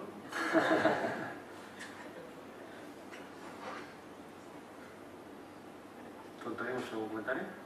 Bueno, Ya que tienes el micro. sí. El micro que no... Ya mutó. Que no funciona. Ahora que teóricamente no debe tener pila o algo así. ¿No lo ves? Para ser esto la escuela de ingenieros... Vamos, man. Hostia. Lo de casa del herrero. Pues está con ceno. Sí, bueno. Son mis carreras para la grabación. No, bueno, es que tuvimos una jornada sobre Bruguera en diciembre, ¿no? Que fue también muy interesante, además para y algunos autores y un heredero, ¿no?, de la empresa. Que, claro, es que para explicar más la situación hay que ver el tipo peculiar de empresa que era, ¿no? Porque sí, se movía entre, bueno, de entrada eso que has mencionado de un hermano franquista y otro republicano, ya es una pista, ¿no? Porque en realidad jugaron siempre con muchas cartas, no porque fuese un juego premeditado, sino porque respondía a una realidad quizás contradictoria, pero en la que bueno, esto les fue útil para adaptarse a una situación tan demencial, ¿no?, como la que vivían, ¿no? Pues, bueno, yo qué sé, ¿no? Creo que dijeron que no podían, durante un tiempo no podían crear una revista periódica, y entonces cada vez tenía que pedir un permiso. Iban iniciando siempre nuevos números, ¿no? Hasta que cuando les autorizaron, a cabo de un montón de años, sacaron ejemplares con el número ciento no sé cuántos, ¿no? De pronto. Bueno, no, de todas maneras, aquí lo que es interesante es esto, ya que tengo aquí algunos de historia de la técnica, es que en el caso del cómic, como pasa también con los técnicos, hay un campo digamos, indeterminado entre lo que es el trabajo, digamos, rutinario y lo que es el trabajo creativo, ¿no? Y ahí yo me parece que es quizás la clave para los abusos, la confusión, los malos entendidos, porque en un momento dado es difícil de saber distinguir lo que es eso, puramente un trabajo de rutina, de lo que es un trabajo creativo, ¿no? Porque claro, en estas editoriales, en la producción de historietas, también había una parte que era hacer churros, ¿no? Sí. No sé, Por un lado, lo que comentabas de contradictorio de la editorial, que bueno, al final, claro, las cosas reales tienen muchísimas facetas. Por ejemplo, cuando hablabas con toda la gente que había trabajado en la redacción y estaban cercanos o estaban en plantilla, todos estaban encantados con la editorial Bruguera. Era una editorial para la época modélica, era una empresa familiar, trataba muy bien a todos los empleados. El señor Bruguera, pues el día de Navidad pasaba a felicitar uno a uno a todos los empleados. Había comedor de empresas. Sí, economato con el tiempo, tenía una revista para ellos, hacían excursiones. Los reyes para los niños de los empleados. Sí, eran cosas que ojalá todas las empresas de la época hubiesen tenido, pero sin embargo tenían ese trato diferente con los dibujantes, ¿no? Que bueno, que también es lo que decíamos antes, que era lo normal, o sea, que no solo pasaba en Bruguera, sino que pasaba en Marvel y en sitios así. Pero yo creo que los dibujantes estos 5 dibujantes, muchas veces también, yo creo que lo que nos falta, por ir un poco más hacia atrás, lo que nos falta muchas veces en el cómic español, yo creo que es historia. Los americanos tienen, los norteamericanos tienen sus héroes de la historieta, que son pues Harold Foster, el creador del Príncipe Valiente, tienen a Alex Raymond, el de Flash Gordon, y tienen infinidad de autores, ¿no? que puedes hacer héroes de todos ellos, pero en España yo creo que nunca los habíamos, o nunca los tenemos, ¿no? Nunca hemos echado para atrás y hemos dignificado a esos autores, ¿no? Parece que no sé qué pasa ahí, pero que no tenemos todavía una historia con todos estos personajes. Entonces yo creo que muchas veces cuando reconstruyes la historia y buscas héroes, a veces los cargas de una dignidad y unos ideales que posiblemente no tendrían. En el caso del Invierno Dibujante, cojo a estos 5 dibujantes y los cargas de una lucha por unos derechos de autor, por una lucha por la libertad, por esa dignidad, y eran conceptos que yo creo que son un poco falsos, ¿no? Si los tenían realmente no son los que los motivaban. Yo creo que los motivaban eran precisamente pues, el dinero y el pensar que la editorial Bruguera se estaba enriqueciendo y ellos no lo hacían al mismo tiempo, que ellos empezaron junto con la editorial en un pequeño piso y fueron viendo cómo la editorial cada vez crecía, cada vez tenía más empleados, los señores Bruguera se están haciendo inmensamente ricos y ellos pues bueno, seguían en el mismo punto, teniendo un buen sueldo. Entonces yo creo que eso es lo que en el fondo lo que les motivó a hacer esta revista, ¿no? Y lo que les motivó más allá de esos ideales, pero muchas veces cuando lo reconstruyes intentas eso, ¿no? Intentas darle cierta dignidad a estos héroes. Además yo creo que el cómic español lo necesita, ¿no? Entonces los comentarios que oías con respecto a Bruguera de los autores en cierta forma iban un poco por ahí, ¿no? Yo creo que es ese sentimiento, como los derechos de autor era algo que ninguno de ellos se planteaba, era más que nada el ver que la editorial se hacía ricos y ellos los hacían al mismo tiempo. Y dentro de eso ellos no tenían un sentimiento de estar haciendo nada artístico, ellos eran trabajadores que hacían eso, pero bueno, lo que les gustaba hacer, pero ninguno de ellos se planteaba que estaba haciendo algo.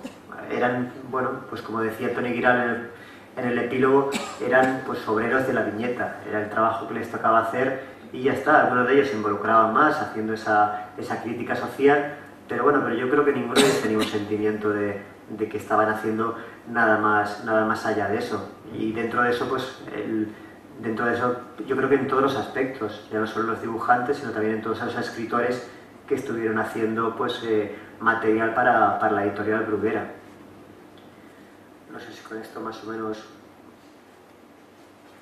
¿Algo más tenemos por ahí?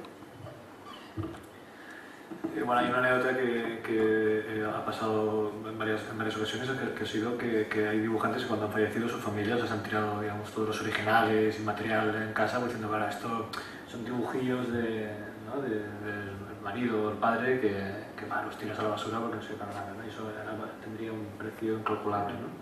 Sí. Y eso ha ocurrido bastante a menudo. Comento una cosa sobre esto que igual es interesante. La editorial Bruguera no quería nunca devolver los originales. Todas las semanas pues, los dibujantes entregaban los que fuesen 5, 6, 2, 10 o los que la editorial les hubiese pedido. Y la editorial jamás devolvía esos originales. Se iban guardando en un almacén. Cuando ya no cabían muchos, pues empezaron a recortar los bordes porque era un material que luego pues, se podía reeditar. Cuando pues, ya no cabían más, los trocearon para que así siguiese habiendo espacio. Y cuando ya no cabían más, se destruyeron. Y además empezaron a destruir de los antiguos hacia los nuevos, porque pensaban que pues, los antiguos igual era más difícil reeditarlos, pero los más modernos pues todavía seguían más de actualidad y podían ser reeditados. O sea que no, ellos por ningún motivo querían devolver el original porque, por un lado, porque pensaban que eso era como decir, como reconocer ante el dibujante que el trabajo era suyo. Entonces para ellos no, yo te encargo una página y esa página ya es mía. Y es como quien se compra un traje, pues el traje es mío, no tengo ya nada que ver con el sastre, ¿no? Entonces ellos no querían, en primer lugar, no querían devolver los originales por eso, y segundo porque pensaban que bueno, como así era, luego se podía reeditar. Entonces los autores tampoco tenían ningún interés con ese material, estaba hecho ese material para ser reproducido y ya está. Ese material ha empezado a tener valor con el tiempo porque de repente pues hay coleccionistas que pagan por eso, ¿no? O algún autor que puede tenerle cariño a esos originales. De hecho, pues me contaron una anécdota que creo que es curiosa sobre Ibáñez. Entonces Julia Galán, que es una trabajadora que estuvo en Bruguera y que durante un tiempo pues, controló todo ese tipo de cosas, dice que se hizo una exposición sobre Mortadelo y Filemón en el Salón del Cómic de Barcelona. Me imagino que sería pues a finales de los 80, a principios de los 90, cuando Bruguera ya no existía, pero todo eso había pasado a pertenecer a Ediciones B. Entonces esta mujer cedió los originales que estaban en Ediciones B de Mortadelo y Filemón para la exposición que se hizo. Entonces cuando se terminó esa exposición, pues esta mujer pensó que lo suyo era que esos originales volviesen a Ibáñez, que es quien los tenía que tener porque al final eran suyos. Así que dijo que cuando se desmontase la exposición, en lugar de ir a Ediciones B, que se los llevasen a su casa. Y ella pensaba que había hecho como una buena obra. Entonces dice que recibió la llamada de Ibáñez, enfadadísimo, porque le habían llenado la casa de dibujos. ¿Pero qué quieres que haga yo con todo esto? ¿Dónde voy a meter yo todos estos dibujos? Si en mi casa no caben, llévatelos, yo no los quiero para nada. Entonces ese es el sentimiento que había en la época sobre ese material, que no servía absolutamente para nada. Imaginaos, pues, Ibáñez, la cantidad de originales que puede tener, ¿no? La cantidad de páginas que puede haber hecho a lo largo de su vida. O sea, no cabía en ningún estudio ni en ninguna casa. Simplemente ahora, cuando nos hemos dado cuenta los dibujantes que hay un valor, que tú puedes vender los originales. De hecho, pues ahora un original de Mortadelo y Filemón pues tiene un buen precio y empieza a haber un mercado para ese tipo de cosas, ¿no? Entonces ahora es cuando ha cambiado ese sentimiento hacia los originales, ¿no? De hecho, Ediciones B aún está devolviendo originales de su almacén, ¿vale? Los que tienen y de los que saben que tienen. Se ha destruido muchísimo también. Sí. Ha habido mudanzas, ha habido incendios, ha habido inundaciones y aún se está devolviendo. Los vivos que más han luchado, etc. Sí. Sabéis que Ibáñez ganó un juicio histórico durante muchos años y que le permitió recuperar los personajes. Bueno, estos sois muy jóvenes los que estáis en la sala, pero hubo una época en que Ibáñez estuvo dibujando otro tipo de personajes porque no tenía... Porque pertenecía a la Bruguera. Yo quería reconocer el papel que está haciendo también Paco para recuperar también una época concreta y un tipo de dibujo y normalizar, digamos, también un poco la historia de la historieta en España. Pero hay que decir que hay una característica, por ejemplo, en esta trilogía mismo, y es que El Faro y El Ángel de la Retirada se editaron primero en Francia y luego se hizo la edición española.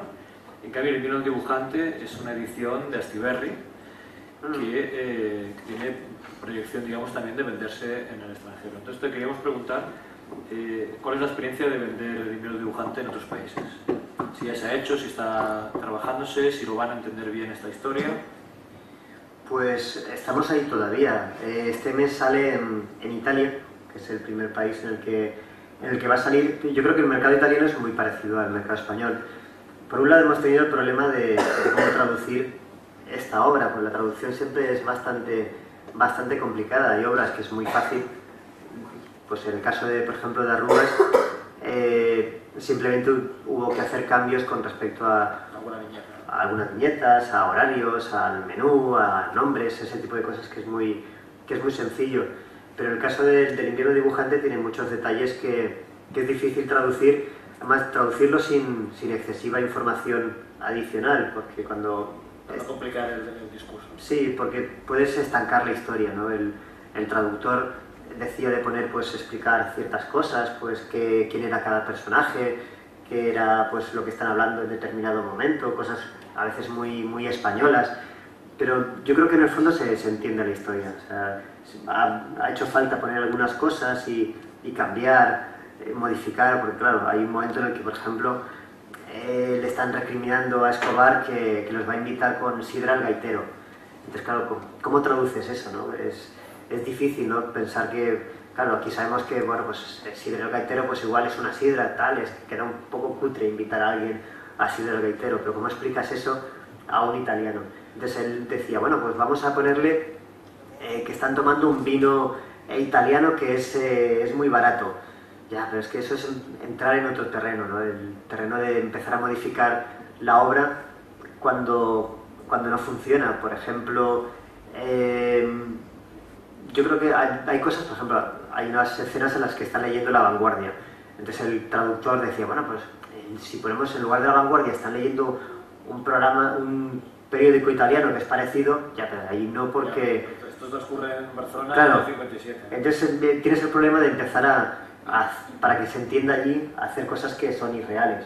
Pero sí que, por ejemplo, sí que le daba libertad a la hora de pues están escuchando, hay un momento en el que escuchan una canción que es típica española de aquella época. Pues lógicamente en Italia no saben cuál es, pero sí que se puede dar el caso de que se estuviese escuchando en España a un cantante italiano de la época. Entonces ahí sí, pues es buscar un cantante italiano que pueda funcionar en esa canción. O igual puedes cambiar, hay un anuncio de Ave Creme que se está diciendo por la radio, pues igual es buscar un producto italiano para que intentar que eso pueda funcionar más o menos, ¿no? Para que sitúe al lector italiano en ese momento, pero sin desvirtuar la historia. Entonces es una historia difícil de traducir. Pero por otro lado, los italianos yo creo que son mucho más abiertos a recibir cultura extranjera como lo son los españoles. En Francia es más diferente. Los franceses para el cómic son muy suyos, entonces que alguien de España llegue a contarles una historia de dibujantes españoles, para ellos es como si un japonés, por ejemplo, nos intentase vender una historia de un guitarrista de flamenco japonés, ¿no? Para ellos es como que algo les chirría, ¿no? Pero aquí tenemos autores de sobra, que vienes tú a contarme. Entonces ellos son un poco más cerrados para asumir, ¿no? O para recibir ciertas cosas así de culturas extranjeras. Entonces en Francia todavía está el tema ahí de a ver quién lo saca.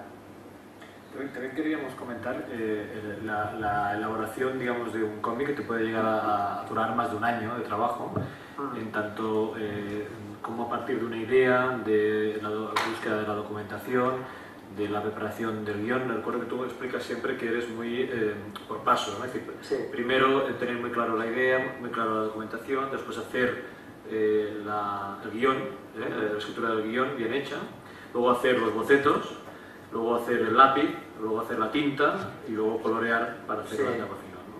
Sí. Entonces, bueno, ahí hay un proceso digamos, de una cierta trayectoria. Luego hay la etapa en la que estás viviendo ahora, que es de vender, digamos, el producto, por decirlo así, y que al final digamos, supone también pues, una carencia de que ahora estás sacando un número, pues eso, cada año y medio más o menos, ¿no? Sí, sí, la verdad es que es bastante trabajo lo que lleva a hacer un cómic. Como dice Jordi, pues bueno, de trabajo en sí es casi un año, pero desde que empiezas con la documentación, con la idea y demás, pues puede ser un año y medio, pueden ser 2 años.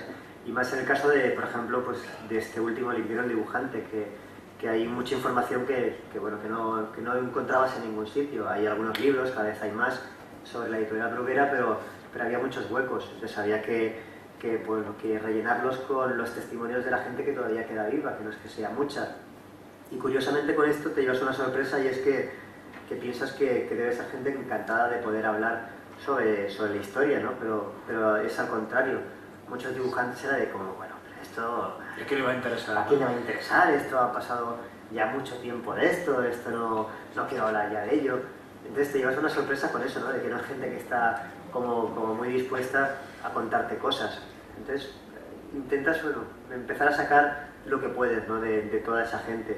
Que por un lado para mí ha sido muy interesante. Por ejemplo, pues estar un día entero con Víctor Mora, el creador del Capitán Trueno, por ejemplo, es como si solamente por ese día ya valía la pena hacer este con cómic. su mujer, que es Armonía, sí. los dos son personajes del cómic, y que en ese momento no eran novios en ese momento, sí. Y que hay unas miradas y tal, pero bueno, que existen y que pueden hablar todavía de ello. También lo que pasa es que lo malo de eso es que te es difícil ser crítico con las personas, ¿no? Cuando estás usando personajes reales con sus nombres, algunos de ellos los has conocido, con otros igual has hablado con sus hijos o lo que sea, te cuesta mucho el sacarle las sombras a los personajes, ¿no? Entonces yo creo que eso me ha condicionado en cierta forma, ¿no? De que todos son pues bastante buenos todos los personajes, si exceptuamos a un par quizá, sí. Y tampoco es que sean malos. Sí. Tampoco se trata de hacer una historia con buenos y malos, por supuesto, porque eso, además es una historia real, pero sí que en cierta forma te condiciona un poco, ¿no? Después de conocer a Víctor Mora, pues me cuesta mucho, ¿no? A mí me cayó muy bien, todo lo que te cuenta te parece estupendo, y luego pues sí que hay gente que te dice, oye, pero es que Víctor Mora, pues bueno, tampoco era tan bueno con los dibujantes. Bueno, al final también estás haciendo pues bueno, una historia de ficción, y necesitas que, aunque sean personajes reales, que cada uno interprete el papel que tú quieres interpretar.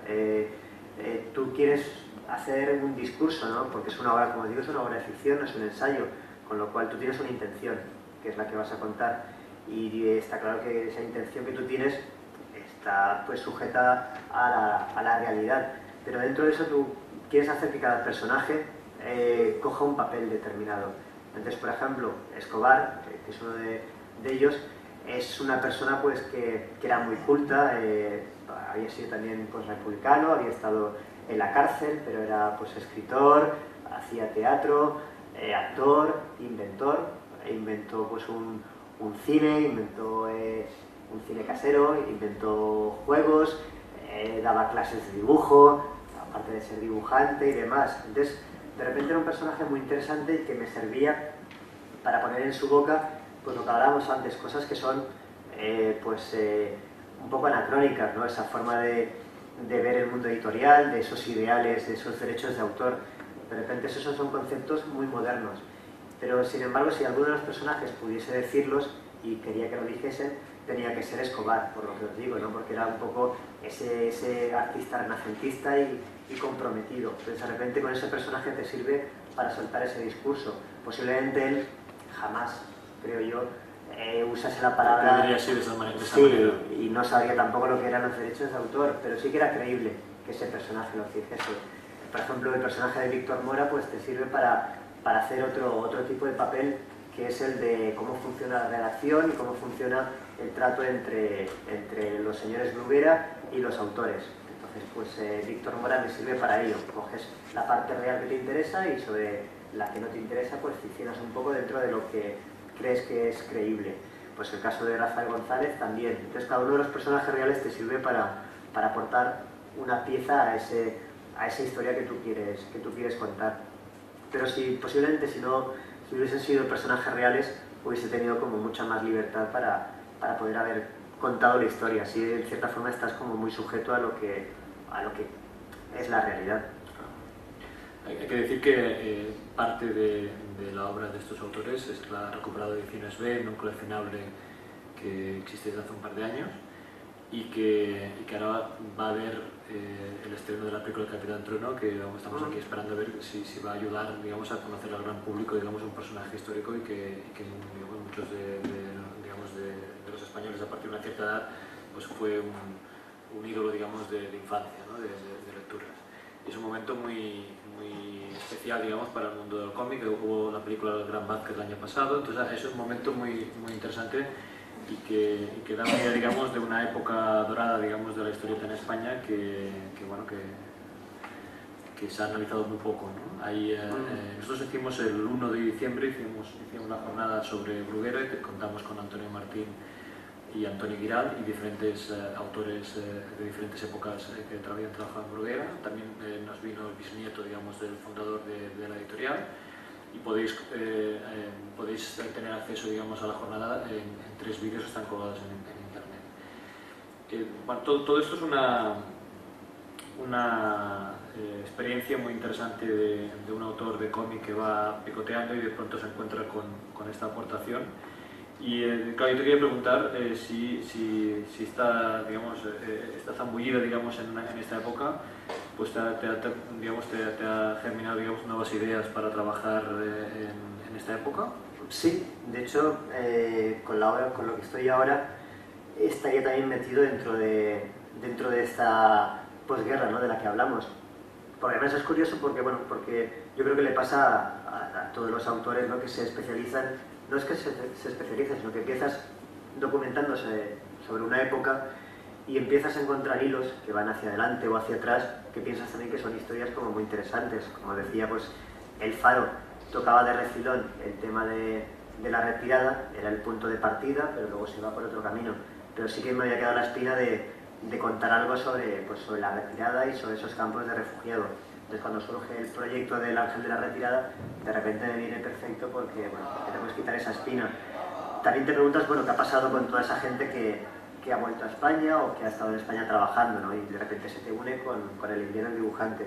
Entonces ahora, la siguiente duda que tenía era qué pasaba con toda esa gente que en los campos de refugiados y les dieron a elegir entre la guerra mundial y volver a España, pues en lugar de decir volver a España, pues voy a la guerra mundial. Entonces esa es la siguiente historia. Así que se te van abriendo diferentes caminos que te interesan, ¿no? Pues igual cuando acabe el de la guerra mundial y todos esos españoles que estuvieron luchando, pues de repente descubres algo que te parece, pues qué pasa con esos españoles que se quedaron en Francia al terminar pues su guerra mundial, ¿no? Entonces, pues bueno, yo creo que vas descubriendo. Hay veces que se te agota el camino o te apetece desconectar de toda esta época, pero de momento es una época que me interesa, sobre todo porque todavía puedes encontrar los testimonios de primera mano, ¿no? Y piensas que tienes como no una obligación, ¿no?, pero sí que una oportunidad, o eres de las últimas generaciones la última generación que lo vas a tener, porque posiblemente dentro de unos años toda esta gente pues ya no esté. La mayoría de ellos son gente que tiene pues 80 años o 90 años y queda muy poca, ¿no? Entonces piensas que es la última oportunidad de hacer algo de primera mano, ¿no? Pues todavía quedan, pues creo que son 3 personas de las que me interesa para la siguiente historia. Son 3 que viven en Francia y que estuvieron pues con Leclerc luchando contra los alemanes en Francia. Pues bueno, posiblemente ojalá no, pero posiblemente dentro de unos años ninguno de esos tres esté ya. Entonces para mí es una época que me preocupa por eso, porque se va a perder todo eso para siempre. Hace poco, en una entrevista me preguntaban que después de haber hecho El Interior Dibujante, que por qué no hacía una historia sobre los dibujantes del Víbora. El Víbora era una revista underground que hubo en España y que, pues bueno, como revista underground era muy interesante porque ahí hubo gente que trabajaba, muchísimos españoles. Es una época de España de los 80 que también es muy interesante y demás. Entonces piensan, bueno, ahí hay muchísima gente que puede contar esa historia, incluso sus mismos autores, no se va a perder de un día para otro, ¿no? Esto no pasa nada porque no la hagas, ¿no? Y no tienes tampoco ninguna obligación de hacerlo. Pero sí con estas historias sobre esta época sí, ¿no? Yo creo que el caso del Invierno Dibujante, pues ninguno de ellos la va a contar. Ni Ibáñez va a dejar de hacer Mortadelo y Filemón para hacer una biografía, ni Víctor Mora la va a hacer, ni los pocos dibujantes que siguen quedando vivos. Entonces sí que te ves como un poco, bueno, pues si no lo hago yo, igual no lo hace nadie va ahora, antes de que se mueran, a coger esa información. Entonces por lo que me apetece seguir con esta época de momento. Bueno, eso es una primicia, digamos, una noticia que... Sí, que no salga de aquí de internet, que no salga de internet. Bueno, pues oye, te deseamos que tengas un largo recorrido, digamos, que ya llevas, digamos, unas semanas haciendo promoción, digamos, ¿Sí? del Invierno Dibujante, y creo que tiene un largo recorrido. Vamos a estar dentro de un mes, nos vamos a ver otra vez Paco y yo en Andorra, en una exposición de originales del Invierno Dibujante, y con también una charla, etc. Bueno, antes de acabar, vamos a dar la palabra a la sala. Si queréis hacer alguna pregunta, aprovechar. La última oportunidad, ¿eh? ¿No? Que sois aquí unos privilegiados. Pues hay oportunidades en internet, ¿eh? Vale, Sí. vale. Bueno. ¿Sí? ¿Os parece que lo dejemos aquí? Bueno, pues oye, agradeceros la asistencia y volver a repetir que la grabación estará colgada en internet. Agradecer a Paco que haya venido de Valencia a participar en este acto y hasta la próxima. Muchas gracias.